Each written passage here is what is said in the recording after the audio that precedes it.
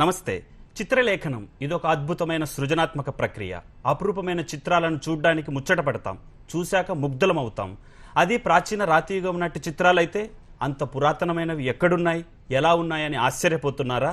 పూర్వయుగం నాటి రాతి చిత్రాలు మన తెలంగాణలో ఉన్నాయి. మన చరిత్రకు ఘనమైన సాక్షిభూతంగా నిలుస్తున్నాయి. అవును, ఖమ్మం జిల్లా నల్లముడిలో. ఆ చిత్రాలు వాటి చారిత్రక విశేషాలను తెలియజేయడానికి మన చరిత్ర పరిశోధకులు డాక్టర్ ద్యావనపల్లి సత్యనారాయణ సిద్ధంగా ఉన్నారు. ఆయన అడిగి తెలుసుకుందాం. నమస్తే సార్.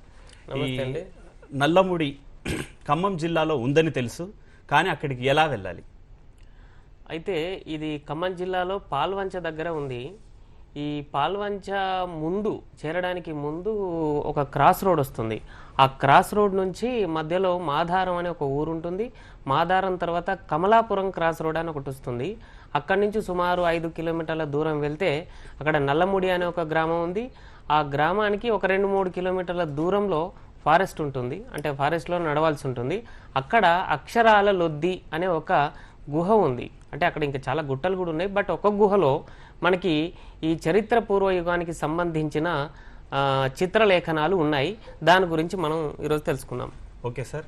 నల్లముడి అన్నారు, మళ్ళీ అక్షరాల లొద్ది అంటున్నారు. ఈ నల్లముడి, అక్షరాల లొద్ది, వాటికి ఆ పేర్లు ఎలా వచ్చాయి చెప్పండి. చాలా ఇంట్రెస్టింగ్ క్వశ్చన్ అండి ఇది. నల్లముడి అనేది 4-3 అనే 2 పదాల సముచ్చయం. అంటే 2 పదాలు కలిపితే ఏర్పడిన పదం 4-4-3 ముడి, అంటే హ్రస్వం అయింది అది. అట్లా 4-3 మొత్తం కలిపి 7 అవుతాయి. అయితే పూర్వకాలంలో 7 గుహలు కానీ 7 గుట్టలు కానీ ఉన్న చోటికి అట్లాంటి పేర్లు పెట్టడం అనేది మన తెలంగాణలో ప్రసిద్ధంగా వస్తుంది. అట్లా మనకి ఒక ఉదాహరణ చెప్తాను నేను. నిజామాబాద్ జిల్లాలో ఆర్మూరు అని ఒక ఊరుంది. ఈ ఆర్మూరు అనేది కూడా 6-3 6+3 కలిపితే 9 అవుతాయి. కాబట్టి అది నవనాథ సిద్ధ క్షేత్రము అని మనం చెప్పుకుంటాము. అక్కడ 9 గుహలు ఉన్నాయి. ఆ 9 గుహల్లో 9 సిద్ధులు నివసించేవారని అక్కడ నమ్మకం.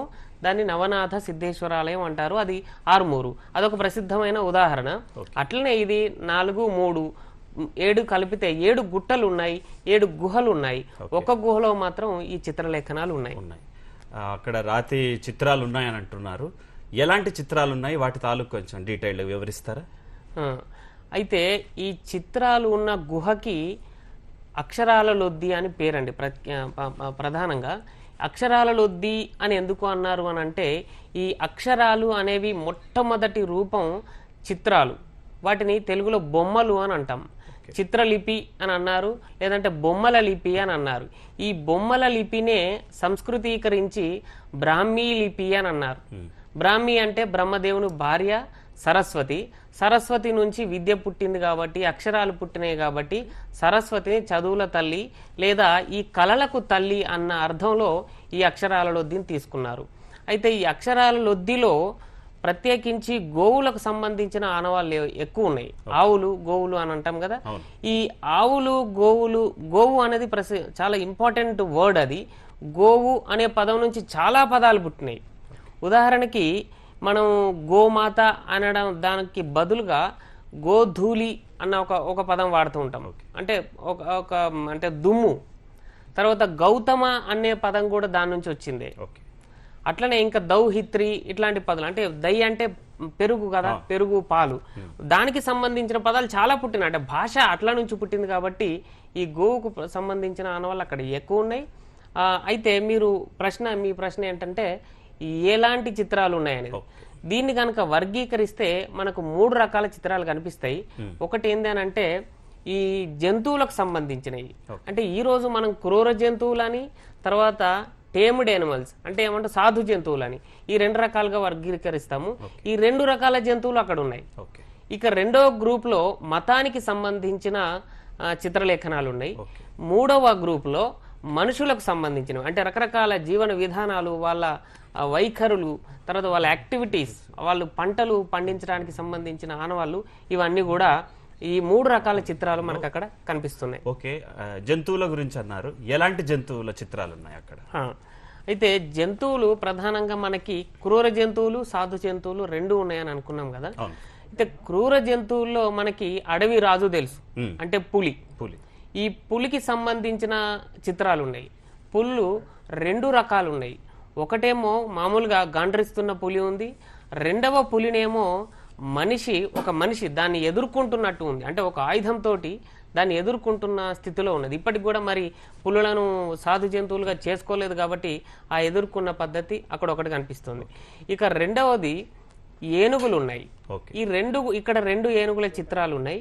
ఈ రెండు ఏనుగుల్లో కూడా రెండు కూడా పిల్ల ఏనుగులు, అంటే చిన్న ఏనుగులు. ఈ మొదటి ఏనుగు ఒక ఏనుగు దాని పైన అంటే పైన చిత్రించబడింది. ఆ పైదేమో తన తొండాన్ని లిఫ్ట్ చేసింది, పైకి లిఫ్ట్ చేసింది, అట్లాంటిది ఒకటి ఉంది. ఇక రెండవదేమో ఇట్లా ముందుకు నడుస్తుంది, దాని కింద మొదటి దానికి కింద ఉన్నది ముందుకు నడుస్తూ ఉంటే రెండవ ఏనుగు దాన్ని ఈ ఒక మనిషి దాన్ని ఎదుర్కొంటున్నాడు. దాన్ని కూడా ఎదుర్కొని దాని పైన ఎక్కి మన తర్వాత అంకుశం అని అంటాం. మావటివాడు రైట్. ఈ మావటివాడు అంకుశాన్ని బట్టి దాన్ని కంట్రోల్లోకి తీసుకున్నట్టు ఉన్నది. అయితే ఈ రెండు పిల్ల ఏనుగులు కూడా పిల్ల ఏనుగులు, పెద్ద ఏనుగులు కాదు. పెద్ద ఏనుగుల్ని ఆనాటికి మచ్చిక చేసుకోవడం తెలియదు. అప్పుడప్పుడే చిన్న చిన్న పిల్ల ఏనుగుల్ని ఎదుర్కొని మచ్చిక చేసుకోవడానికి ప్రయత్నం చేస్తున్నారు అన్న చిత్రం మనకి కనిపిస్తుంది. అంటే ఇప్పుడు పులుల గురించి చెప్పుకున్నాం, ఏనుగుల గురించి కూడా చెప్పుకున్నాం. ఇక సాధు జంతువులు. ఈ సాధు జంతువుల్లో కూడా మనకి ఇక్కడ రెండు రకాల జంతువులు కనిపిస్తున్నాయి. ఒకటేమో ఆవులు, తర్వాత ఎద్దులు, అంటే రెండు ఒక జాతికి సంబంధించినవే. రెండవదేమో ఇంకొకటి అస్పష్టంగా కనిపిస్తున్న చిత్రం ఏంటి అని అంటే అది గోట్, అంటే మేక కావచ్చు, లేదంటే మేక లాంటి సాధు జంతువు, మరి కుక్కనో లేకపోతే జింకనో, దానికి కొమ్ములు ఉన్నాయి. కుక్క కూడా చెవులు రిక్కిస్తే అవి కొమ్ముల్లాగా కనిపిస్తాయి. కుక్క కూడా అనుకునే అవకాశం ఉంది. సో కుక్క కావచ్చు, గోట్ మేక కావచ్చు, లేదంటే జింక కూడా కావచ్చు. ఇది మాత్రం ఈ మూడు కూడా సాధు జంతువులే, అంటే క్రూర జంతువులు కాదు. ఇట్లాంటివన్నీ కూడా ఎరుపు రంగు చిత్రాల్లో ఉన్నాయన్నమాట. ఓకే సార్, జంతువుల గురించి అయిపోయింది. నెక్స్ట్ మతాలకు సంబంధించిన చిత్రాలు అన్నారు కదా, ఎలాంటి మతానికి సంబంధించినవి, అవి ఎలాంటి చిత్రాలు, అవి కూడా చెప్పండి. మతానికి సంబంధించినవి అని అంటే ఇవి చాలా చరిత్ర పూర్వయుగానికి సంబంధించిన చిత్రాలు. అంటే అర్థం ఏంటంటే చరిత్రకు ఒక టెక్నికల్ డెఫినేషన్ ఉంది. టెక్నికల్ డెఫినేషన్ ఏంటంటే రాత కనిపెట్టక ముందు జరిగిన చరిత్ర అంతా కూడా చరిత్ర పూర్వయుగము అని అంటాము. రాత కనిపెట్టిన తర్వాత జరుగుతున్నది అంటే మనకు చారిత్రక ఆధారాలు, అంటే శాసన ఆధారాలు లేకపోతే గ్రంథ ఆధారాలు ఉన్నవి, అక్కడి నుంచి జరిగిన చరిత్ర అంతా కూడా చరిత్ర అంటాం. ఇవి చరిత్ర పూర్వయుగానివి. అంటే ఇప్పుడు మనం అనుకున్నాం అక్షరాల లొద్ది, ఈ బొమ్మలే అక్షరాలుగా తర్వాత పరిణమించాయి. అంతకంటే ఇది పూర్వపుది, అంటే 4000 5000 సంవత్సరాల కిందటి చరిత్ర. అయితే ఆనాటికి ఈ 4000 సంవత్సరాలు 5000 సంవత్సరాల కిందట దేవాలయాలు కానీ గుడులు కానీ లేదంటే విగ్రహాలు కూడా కానీ లేవు. ఈ గుహలో ఈ అక్షరాల లొద్ది అని ఏదైతే అనుకుంటున్నామో ఆ గుహలో ఈ పెయింటింగ్స్ రూపంలోనే ఈ దేవతలను చిత్రించారనమాట. అంటే చిత్రాలనే దేవతలుగా కొలిచేవారు. అవును. ఈ చిత్రాల దేవతలు మరి ఏమున్నాయి అని అంటే అక్కడ మనకు ప్రధానంగా రెండు రకాలు కనిపిస్తున్నాయి. ఒకటేమో ఒక లైన్ ఉంటుంది, దానిపైన ఒక సర్కిల్ ఉంటుంది, గుండ్రగా ఉంటుంది, గుండ్రటి నుంచి కిందికి ఒక లైన్ వస్తుంది, మధ్యలో ఒక డాట్ ఉంటుంది, దానికి తర్వాత ఈ గుండం నుంచి మళ్ళీ పైన ఒక రెండు ఈకల్లాగా కొమ్ముల్లాగా వెళ్తూ ఉంటాయి. అంటే మనకు చూడబోతే ఎట్లుంటది అంటే ఒక త్రిశూలానికి డమరుకం కట్టినట్టు ఉంటదండి, అట్లా ఉంటుంది. దాన్ని కనుక డీకోడ్ చేస్తే ఈ గుండ్రటి ఇది అనేదేమో స్త్రీ అవయవానికి సూచన, ఆ కొచ్చగా ఉండేది దానిలో గుండం నుంచి చొచ్చుకుపోయేదేమో మగ అవయవానికి సూచన, అంటే స్త్రీ పురుష సంగమం. తర్వాత చారిత్రక యుగంలో దాన్ని మనం అర్ధనారీశ్వరుడు, అంటే శివుడు పార్వతి, అంటే మగ ఆడ సంబంధం, అవి కలిస్తే సృష్టి జరిగింది. అంటే పంటలు కావచ్చు, లేదా మన పాడి పంటలు కావచ్చు, సంతానం కూడా కావచ్చు, దాని నుంచి పుట్టిందన్న సింబాలిక్ గా ఒక దేవత కనిపిస్తుంది. సో అది ఒక ప్రధానమైన సింబల్ కనిపిస్తుంది.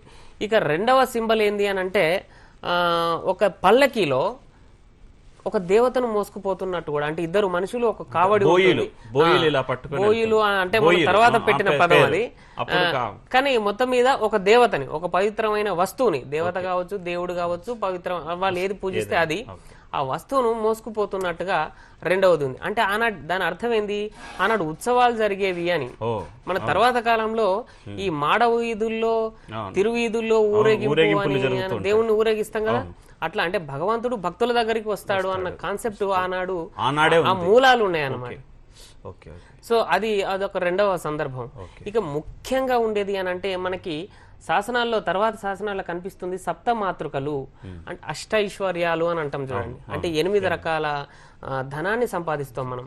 రకరకాల కీర్తి కూడా ఒక ధనం, డబ్బులు కూడా ఒక ధనం, పాడి పంటలు ఒక ధనం, నగలు ఒక ధనం, ఇట్లా గజలక్ష్మి, ఇట్లా అష్టలక్ష్ములు అంటాం.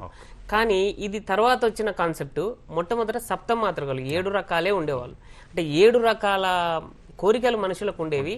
ఆ 7 రకాల వాటిని 7 రకాల దేవతలు తీరుస్తారు అన్న ఒక భావన ఉండేది. సప్త మాతృకలు అని అంటాం. ఈ సప్త మాతృకల చిత్రాలు ఇక్కడ 2 గ్రూప్స్ గా ఉన్నాయి. ఒక దగ్గర 7 సింబల్స్ ఉన్నాయి, ఇంకొక దగ్గర కూడా 7 సింబల్స్ ఉన్నాయి. అవి ఎట్లా ఉంటాయంటే కింద నుంచి పైకి వెళ్తున్న బాణం గుర్తులాగా ఉంటాయి. ఎరుపు రంగులో ఒక ఫీట్ ఎత్తుతోటి కింద నుంచి పైకి వెళ్తున్నట్టు ఒక గ్రూప్ దగ్గర 7 ఉన్నాయి, ఇంకొక గ్రూప్ దగ్గర కూడా 7 ఉన్నాయి. సో ఈ సప్త మాతృకల విగ్రహాలు ఇట్లా ఉన్నాయి, అంటే చిత్రాలు ఇట్లా ఉన్నాయి. ఈ చిత్రాల దగ్గర చాలా ఆశ్చర్యకరమైన విషయం ఏంటంటే ఒక మనిషి ఒక పశువుని తీసుకొచ్చాడండి దాని ముందుకి. చిత్రంలోనే అన్ని కూడా చిత్రాలే. ఒక పశువును ఎద్దును తీసుకొచ్చాడు. తీసుకొచ్చి ఒక ఆయుధంతో దానిపైన వేటు వేస్తున్నట్టున్నాడు. దాని అర్థం ఏంది, బలి అనేది అర్థమవుతుంది మనకి. అంటే ఒక ఉత్సవం సందర్భంలో ఒక జంతువును బలిచ్చి దాన్ని సరే తర్వాత అందరూ పంచుకొని మరి పండగ చేసుకోవడం అనేది దీని ద్వారా మనకు అర్థం అవుతుంది. మరి ఇట్లాంటి ట్రెడిషన్ ఆ ప్రాంతంలో ఇప్పుడు కూడా ఏదైనా ఉందా అని నేను పరిశీలిస్తే కనిపించింది ఏంటంటే ఈ ఖమ్మం జిల్లా పాల్వంచ ప్రాంతంలో కోయలు ఉంటారు. కోయ అనే గిరిజనులు ఈ రోజు కూడా గిరిజనులు. అంటే వాళ్ళకి అంతగా నాగరిక సమాజం తెలియదు. ఈ తెలియని పరిస్థితుల్లో ఉన్న వాళ్ళు ఒక పండగ చేస్తారండి. వాళ్ళు దాన్ని వేల్పుల పండగ అని అంటారు. వేల్పు అంటే దేవుడు, దేవుని పండగనే చేస్తుంటారండి చాలా అమాయకంగా. ఇది 2-3 రోజులు జరుగుతుంది. ఒక రోజు మాత్రం ఒక దేవుడి దగ్గర ఒక అమ్మవారి దగ్గర ఈ అందరూ పోతారు. చుట్టుపక్కల గ్రామాల వాళ్ళు, బంధువులు అందరూ అక్కడికి వచ్చేసి సరే అంటే గిరిజనులైనా గిరిజనేతరులు కూడా గిరిజనులు మాత్రమే, కోయ గిరిజనులు మాత్రమే. ఇది చాలా దూరపు అంటే డీప్ ఫారెస్ట్ లో జరుగుతూ ఉంటుంది. మన శూద్రులకి ఇతర నాగరిక ప్రపంచానికి వెళ్ళడానికి అవకాశం లేదు. వాళ్ళకి తెలియదు కూడా, వీళ్ళు చెప్పరు కూడా, నిషిద్ధం కూడా, వాళ్ళని రానియరు. సో వీళ్ళు అంత దూరపు అడవుల్లో ఈ ఒక బర్రె అంటే ఇప్పుడు మగ బర్రెని ఏమంటాం, దున్నపోతు. ఈ దున్నపోతును రాత్రి బాగా బాగా తాగుతారు, తింటారు, దుంకుతారు బాగా. ఇవి జరుగుతాయి. ఇవి మన డ్రమ్స్, వాయిద్యాలు, ఒక ట్రాన్స్ లోకి వెళ్ళిన తర్వాత దాన్ని కత్తితో దాని పొట్టను కోసేసి దాన్ని అంతా చిందరవందరగా చేసేసి దాని నుంచి బ్లడ్, తర్వాత మాంసం ముక్కలు ఇవన్నీ కూడా తీసుకుంటారు. ఎగబడి అందరూ కలెక్ట్ చేసుకుంటారు. సో కలెక్ట్ చేసుకొని ఇవి వాటిని అంటే రక్తాన్ని, మాంసాన్ని పవిత్రంగా భావించి దాన్ని ఇళ్లలోకి తీసుకొని వెళ్లి మిగతా కూరగాయలతో వండుకొని తినడము, తర్వాత ఆ రక్తాన్ని ఏమో వాళ్ళ ఇంట్లో అంతటా చల్లుకోవడము, తర్వాత పంటల మీద చల్లుకోవడం అనేది చేస్తూ ఉంటారు. సో దానివల్ల ఏమవుతుందంటే సంతానం ఎక్కువ జరుగుతుందని, పాడి పంటలు ఎక్కువ పండుతాయి అనేది వాళ్ళ నమ్మకం అనమాట. అంటే ఈనాటికి కూడా అదే ప్రాంతంలో కోయల్లో ఈ ఆచారం ఉంది. దీన్ని వేల్పుల పండగ అని వీళ్ళు అంటున్నారు. దీనికి సంబంధించిన మూల చిత్రం ఒక 4000 సంవత్సరాలు 5000 సంవత్సరాల కిందట వేయబడిన చిత్రం ఈ అక్షరాలొద్ది గుహలో కనిపిస్తుంది. సో అంటే ఇన్ని చిత్రాలు అంటే అది మన సప్తమాతృకలు, తర్వాత ఇతరత్ర దేవతలు, వేల్పుల పండగ అనే సాంప్రదాయము. ఇంకొక విచిత్రమైన సంఘటన ఏంది అని అంటే స్వస్తిక్ మార్కు కనిపిస్తుంది మనకి. ఓము, స్వస్తిక్ అనే పవిత్రమైన అక్షరాలు కదా. స్వస్తిక్ కూడా ఇక్కడ కనిపిస్తుంది. దాని రూట్స్ అక్కడ ఉండడం చాలా గొప్ప విషయం. అది చాలా సంతోషం సార్. జంతువులకు సంబంధించిన చిత్రాల గురించి మాట్లాడుకున్నాం మనం, మతానికి సంబంధించిన మతపరమైన చిత్రాలకు సంబంధించి మాట్లాడుకున్నాం. ఇప్పుడు మనుషుల జీవనానికి సంబంధించిన చిత్రాల గురించి చెప్పండి సార్.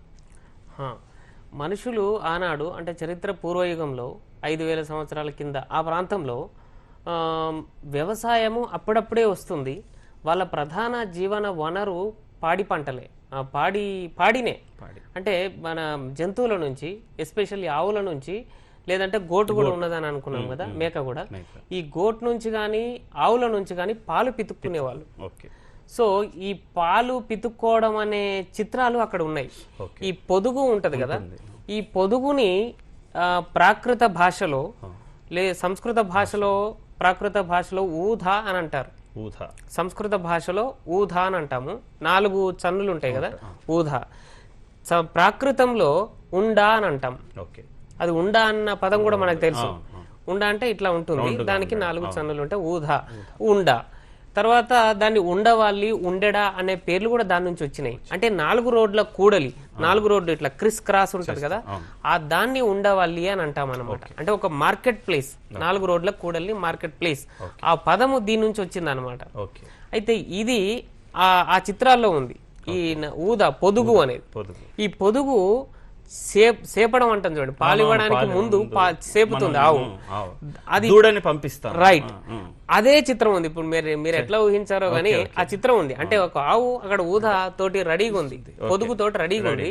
ఒక కాఫ్ ఏమంటాం, దూడ, ఆ దూడ పరిగెత్తుకుంటూ వస్తుంది అన్నమాట. ఆ దూడ కన్నులు ఈ ఊద వైపే, పొదుగు వైపే ఉంటాయి అన్నమాట. సో అదొక చిత్రం ఉంది. అది అంటే పాడిని అట్లా మళ్ళీ చూపించారనమాట వీళ్ళు మనుషులు. తర్వాత ఈ పాడి తర్వాత వాటిని, అయితే ఈ ఆవులు తర్వాత ఎద్దులు రకరకాలు ఉన్నాయండి అందులో.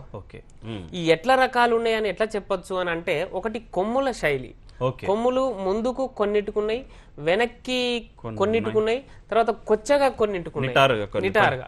దాని అర్థం ఏంది అంటే, రకరకాల ఆవులు, రకరకాల ఎద్దులు ఈ ప్రాంతంలో మనుగడ సాగించినాయి అనేది మనకు తెలుస్తుంది.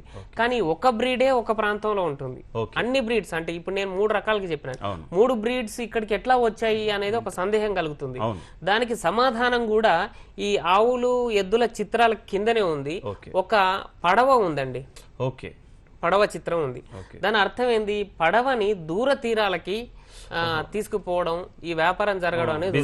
అంటే ఇక్కడ దొరకని వస్తువులు పడవ ద్వారా వేరే దూర ప్రాంతం నుంచి తీసుకొస్తాం, మనకు అధికంగా లభ్యమయ్యే వస్తువులను దూర ప్రాంతానికి పంపిస్తాం. సో ఈ వెసులుబాటు, ఎగుమతి దిగుమతి. అయితే ఇక్కడ ఎద్దులు హంపుడ్ బుల్ అంటే ఊపురం అంటాం చూడండి, ఊపురం మూపురం అంటాం, ఈ భుజం మీద ఉంటుంది. ఆ మూపురం పెద్దగా ఉన్న ఎద్దులు ఉన్నాయి. అయితే దాన్ని జాగ్రత్తగా పరిశీలిస్తే ఏం అనిపిస్తుంది అంటే, మనకు మైసూరు ఎద్దులు మీకు తెలిసే ఉంటుంది, కొచ్చగా నిటారైన కొమ్ములు ఉంటాయి, తర్వాత మూపురం ఉంటుంది, పెద్ద ఎత్తుగా ఉంటుంది. సో అంటే ఇప్పటికి కూడా మన దగ్గర అవి లేవు. మైసూరు ప్రాంతం నుంచే మనం దిగుమతి చేసుకోవడం అని ఉంటుంది. మైసూరు కూడా మనకు దక్కన్ ప్లాట్యూలో, దక్కన్ పీఠభూమిలో భాగం. సో దక్కన్ పీఠభూమిలో తెలంగాణ ఉంది, మైసూరు కూడా ఉంది. కాబట్టి మైసూరు నుంచి ఇక్కడి వరకు రవాణా జరిగేది ఈ ఎద్దులు ఆవులది అనేది ఒకటి అర్థం అవుతుంది. అంటే ఎద్దులు ఆవులని పాడి పంటలు అనేది ఒకటి నిదర్శనం. రెండోది రవాణా జరిగేది, వస్తువుల రవాణా, తర్వాత ఈ ఎద్దుల రవాణా కూడా జరిగేది అనేది ఇంకొకటి తెలుస్తుంది. అయితే ఇవి ఎక్కడెక్కడ ఉన్నాయి అనేది కూడా ఒక నిదర్శనంగా మనకు కొన్ని ఉదాహరణలు ఉన్నాయి చరిత్రలో. ఎక్కడ అంటే మనకు రంగారెడ్డి జిల్లాలోనే కోకాపేట అని ఉంది.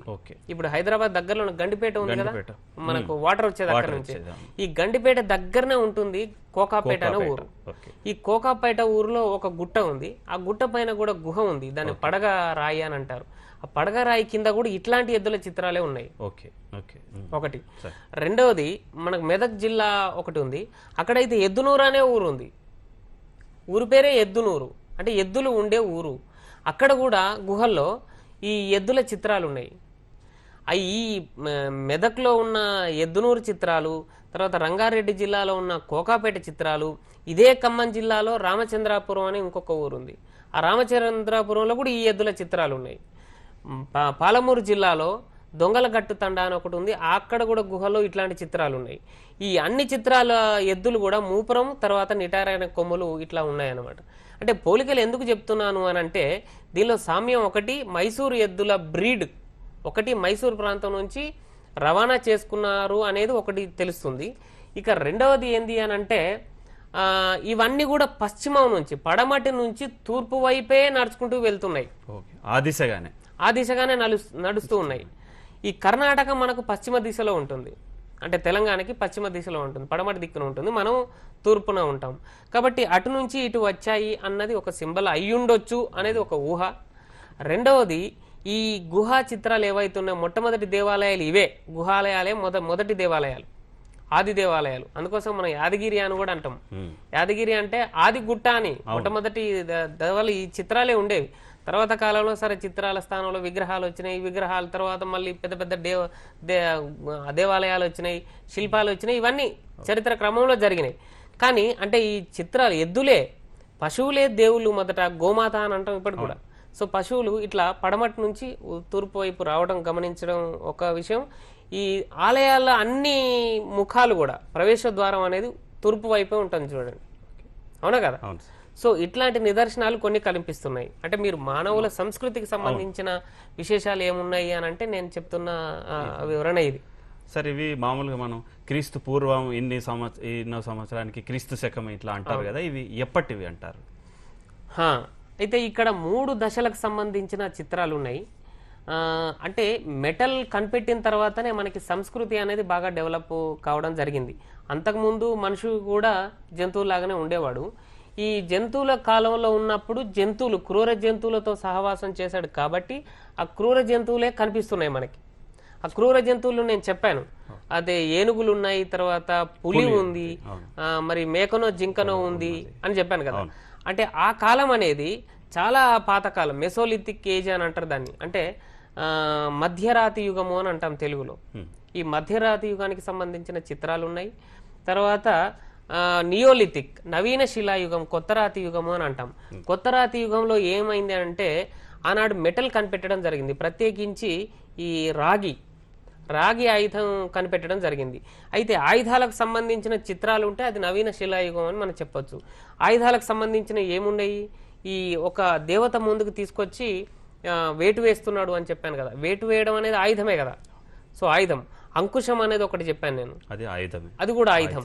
తర్వాత పలాంకిన్ అంటే పల్లకి, దేవతలను మోసుకుపోతున్నారు అని చెప్పాను. పల్లకి చేయడం అని అంటే, కావడి మోయడం అని అంటే కట్టెల్ని కొట్టాలంటే దానికి ఆయుధం కావాలి.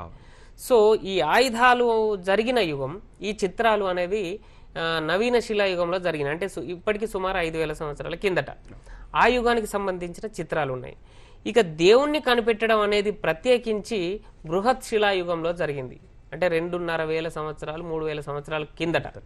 ఇప్పుడు ఒక త్రిశూలం లాంటి దేవత ఇక్కడ కనిపించింది అని చెప్పాను కదా. తర్వాత స్వస్తిక్ ఆకారం కూడా, ఓం కాదు కానీ స్వస్తిక్ ఇట్లా ఉంటుంది కదా. అవును, ఆ త్రిశూలం కానీ, ఈ సప్తమాతృకలు కానీ, తర్వాత ఇది మన ఓం అదే స్వస్తిక్ కానీ, ఇవి రిలీజియస్ సింబల్స్. ఈ మత పరిణామాలు జరిగిన యుగమేమో ఇది బృహత్ శిలా యుగానికి సంబంధించిన యుగం. ఇప్పుడు ఈ అద్భుతమైన చిత్రాలు ఇంత అద్భుతంగా ఉన్నాయంటున్నారు, ఇవి ఎవరు కాపాడుతున్నారు? అయితే అక్కడ స్థానికులు నల్లమూడి గ్రామం ఈరోజు కూడా నాయకపోడ్ అనే జాతి వారు ఉంటారు. వాళ్ళు గిరిజనులు. మన నిజాం ప్రభుత్వంలో కానీ ఇప్పుడు కూడా కానీ వాళ్ళు గిరిజనులు. ఈ గిరిజనులే ఇక్కడ కాపాడుతున్నారు. ఎట్లా అని అంటే ఇక్కడ ఒక చిత్రం మీకు ఈ సందర్భంలో చెప్పలేదు. ఆ చిత్రం ఏంటి అని అంటే సృష్టి కార్యక్రమం ఎట్లా ఉంటుంది అని అంటే మగ ఆడ కలిస్తేనే సృష్టి. అంటే మనం సింబాలిక్గా చెప్పినప్పుడు ఆకాశము భూమి, ఆకాశం పురుషుడు, భూమి స్త్రీ, ఈ రెండింటి సంగమం వర్షం ద్వారా కలిసినప్పుడు పంటలు అనేవి జరుగుతాయి. అట్లే ఆడ మగ కలిసినప్పుడు, వాళ్ళ జననాంగాలు కలిసినప్పుడు సృష్టి అనేది సంతానం అనేది జరుగుతుంది. ఆ చిత్రాలు ఇక్కడ ఉన్నాయి. మగ ఆడ ఇట్లా ఎదురెదురుగా పడుకొని వాళ్ళ జననాంగాలు కలవడం అనేది అక్కడ జరిగింది. సో వీటిని వాళ్ళు నమ్ముతారనమాట. ఎవరు? ఈ స్థానిక నాయక్పోడ్ అనే గిరిజనుడు. వాళ్ళు గిరిజన తెగ పేరా సార్? తెగ పేరు అది. అయితే ఈ పద్మనాయకులు అనేది వాళ్ళు చాలా స్టైలిష్ గా చెప్పుకునే పేరు. కానీ జాతి పేరు మాత్రం నాయకపోడు అనేది రికార్డ్స్ లో. అసలు నిజానికి నాయకపోడు అని అనకూడదు, నాయకప్పు వాళ్ళు అని అనాలి. కానీ అది మరి ఏం చేస్తాం, టెక్నికల్ వర్డ్ అట్లనే ఉంది కాబట్టి మనం అట్లా చెప్పుకోవాల్సి వచ్చింది. ఇప్పుడు ఈ అక్షరాల లొద్దిలో ఈ రాచిత్రాలను వాళ్ళు కాపాడుకుంటున్నారు కదా. అయితే ప్రభుత్వం వీటి పరిరక్షణకు ఎలాంటి చర్యలు తీసుకోవాలని చెప్తారు? అయితే ఇది చాలా ముఖ్యమైన సైట్. ఎట్లా అంటే ఇట్లాంటి చిత్రాలు, ప్రత్యేకించి ఒక టెక్నికల్ వర్డ్ మీకు చెప్పదలుచుకున్నది ఏంటి అని అంటే, చిత్రాల్లో 2 రకాలు ఉంటాయండి. ఒకటేమో రంగు చిత్రాలు, రెండవదేమో పెట్రోగ్లిఫ్స్ అని అంటాం. పెట్రోగ్లిఫ్స్ అంటే రేఖా చిత్రాలు. ఒక ఉలిని సుత్తి సహాయంతో ఒక రేఖను అంటే ఒక ఎద్దు ఆకారం గీయడం అనేది దాని రేఖా చిత్రము అని తెలుగులో అంటాము, ఇంగ్లీష్లో అయితే పెట్రోగ్లిఫ్స్ అంటాం. ఈ పెట్రోగ్లిఫ్స్ ఒకటి, తర్వాత బ్రష్ తీసుకొని అంటే ఒక మనం వేప పుల్ల వేసుకుంటాం కదా, దాన్ని బ్రష్ లాగా తయారు చేస్తాం కదా, అట్లా ఒక బ్రష్ తీసుకొని రంగు చిత్రాలు వేయటం అనేది రెండో పద్ధతి. ఈ రెండు పద్ధతుల ద్వారా ఇక్కడ వేశారు. అయితే మీకు టెక్నికల్ అంశం ఏంది అని అంటే, ఈ రేఖా చిత్రంలో రంగు చిత్రం కనుక వాడితే అది చాలా రేర్. ఓకే, ఇట్లాంటి రేర్ చిత్రాలు ప్రపంచవ్యాప్తంగా 3 చోట్లనే ఉన్నాయట. ప్రభుత్వం ఏం చేయాలి అది చెప్పండి. అయితే ఈ ప్రభుత్వము ఈ రేర్ ఆఫ్రికాలో, స్పానిష్లో, తర్వాత ఒరిస్సాలో మాత్రమే ఉన్నాయి కాబట్టి ఇట్లాంటి అరుదైన చిత్రాలను కాపాడాలి అని నేను చెప్పడం. దానికి ఫెన్సింగ్ ఒకటి వేయాలి.